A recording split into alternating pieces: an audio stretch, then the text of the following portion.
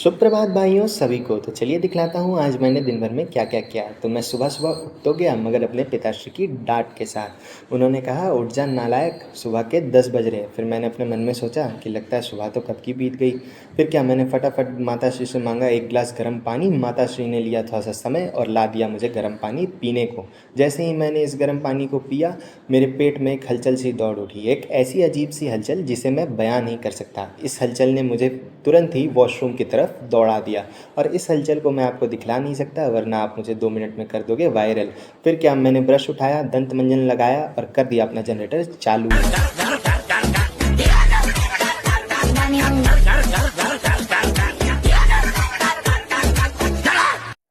फिर मैं फ़्रेश होके आ गया दुकान पे देखा तो विवास भैया कर रहे थे एक अंकल के पुराने से बॉक्स को रिपेयर।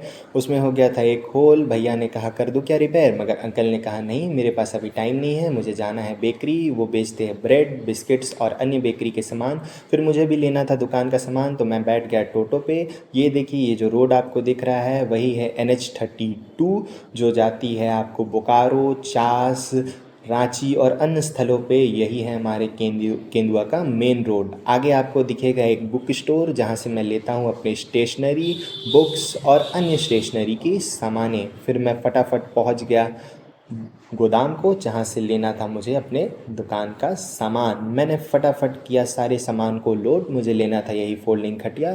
मैं जैसे ही टोटो में बैठने गया, भैया ने कहा रुको, थोड़ा सा गाड़ी को आगे तो बढ़ाने दो। मगर जैसे ही भैया ने आगे बढ़ाया, भैया का टोटो गया फंस। भैया ने कहा मार दो थोड़ा सा धक्का। फिर मैंने अपने बाहुबल का प्रदर्शन करते हुए टोटो को चढ़ा दिया फटाक से रोड पे। फिर मुझे अपने बाहुबल पे हो गया अभिमान। हम पहुंच गए फटाफट दुकान पे। जैसे ही पहुंचा, वहाँ पे मिले मुझे एक आंटी और एक भैया, जिनको लेना था स्टील का पलंग। मैंने फटाफट पलंग को किया सेट, गद्दे को दिया बिछा।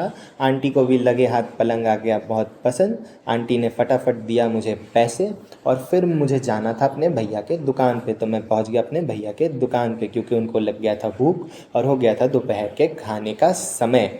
देखिए, यहाँ पे भैया के दुकान में मिलता है सारे प्लास्टिक के आइटम्स, जैसे कि तिरपाल, अम्ब्रेला, बॉटल्स, थोड़ी मच्छियाँ, और जो हमने फोल्डिंग खटिया लाया था वो भी हम यहीं पे स्टॉक करके रखते हैं।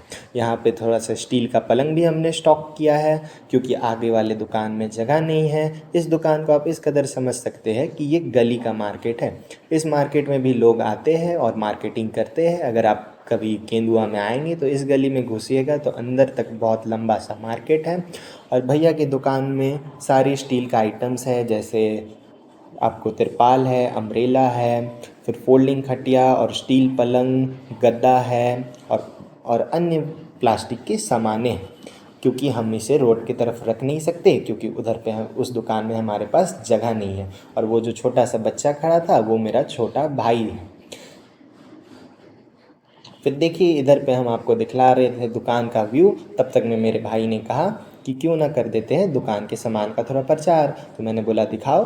भाई ने उठाया एक छोटा सा कंटेनर, मगर उससे खुल नहीं रहा था। तो मैंने कह दिया रहने दो भाई, तुमसे ना हो पाएगा। फिर क्या, मुझे भी लग गई भूख। मैं भी आ गया घर, मैंने खाना वाना खाया और मैं फिर फटाक से चल गया आगे के दुकान पे आया तो देखा विवास भैया और पापा कर रहे थे कुछ डिस्कशन, और गोलू भैया अपने जगह पे थे नहीं, लगता है वो गए होंगे खाना खाने को। फिर मैंने सोचा पापा और भैया कर रहे डिस्कशन तो बीच में क्यों बोलूँ। फिर एक बाइक में जो भैया बैठे हुए थे वो भी सिर्फ आए और इंक्वायरी करके चले गए, मगर कुछ सामान नहीं लिया। फिर मुझे कुछ समझ में नहीं आ रहा था कि मैं क्या करूँ और नहीं करूँ, तो मैं हो गया साइड में खड़ा और इधर उधर लगा मैं देखने। फिर क्या, फिर पापा को भी लग गई थी भूख, तो फिर पापा भी थोड़ी देर बाद चले गए खाना खाने को। फिर देखिए, यहाँ पे आ गए गोलू भैया भी। गोलू भैया ने उठाया एक हथौड़ी और उसे स्टाइल से फेंका और पोज देके खड़ा हो गए। मैंने भी कहा वाह क्या पोज है। फिर क्या, पापा भी चले गए थे खाना खाने के लिए। मैं बैठ गया दुकान में, इधर उधर देख रहा था, कुछ समझ नहीं आ रहा था। कस्टमर भी वैसे थे नहीं, तो मैं इधर उधर देख रहा था। देखिए, मार्केट का भी व्यू एकदम सन्नाटा है, कस्टमर है नहीं, भैया अपना काम कर रहे हैं। और फिर थोड़ी देर बाद ही आ जाता है मेरे पड़ोसी का लड़का।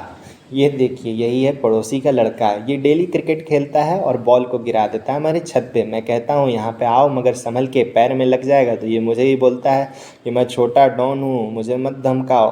मैं खुद सबको धमकाता हूँ, मेरे पैर में कुछ नहीं हो पाएगा। फिर मैं कहा हाँ तुम फुलवा देवी के गैंग से थे इसीलिए आपको कुछ नहीं हो पाएगा।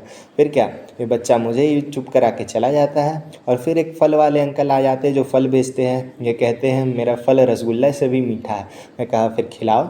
ये बोलते पहले पैसे लाओ। फिर क्या, मैंने कहा ठीक है आप आंटी को ही खिलाओ। आंटी बढ़िया से फल छाँट रही थी और मैं उनको देख रहा था, क्योंकि अंकल उनको समझा रहे थे कि मेरा फल रसगुल्ले से भी मीठा है। फिर एक भैया आए, इनको हमने दिया ड्रम। फिर एक अंकल आए, उनको भी दिया हमने एक छोटा वाला ड्रम। उन्होंने चेक किया कि कोई लीकेज नहीं है। और फिर क्या, भैया को दिया हमने ड्रम को बाइक में उनके बांध। और आज का व्लॉग यहीं पे हो जाता है समाप्त। आप अपने घर में रहिए, खुश रहिए, स्वस्थ रहिए। धन्यवाद।